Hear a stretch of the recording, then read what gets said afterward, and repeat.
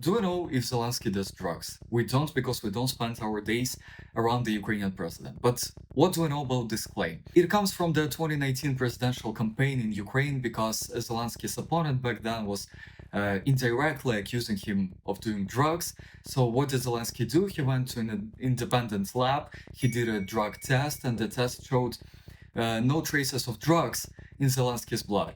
After 2022, the Kremlin's bot networks, they picked up this narrative, and even the Russian president accused Zelensky of being a neo-Nazi drug addict. So we know for sure that Zelensky is not a neo-Nazi, and we can assume that he's not a drug addict.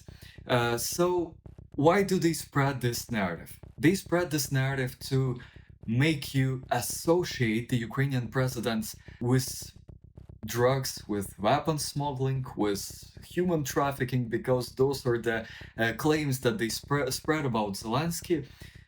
We know that almost all of them are not true. They want you to stop believing that Zelensky is a leader of a nation that defends itself against an aggressor. So that is the point why they spread this narrative.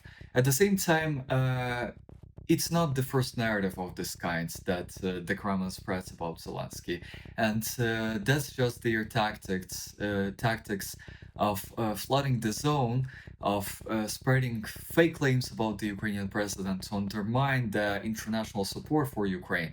So that is their motive, and we can assume, because there was no fact that would support this argument, that Zelensky is not a drug addict.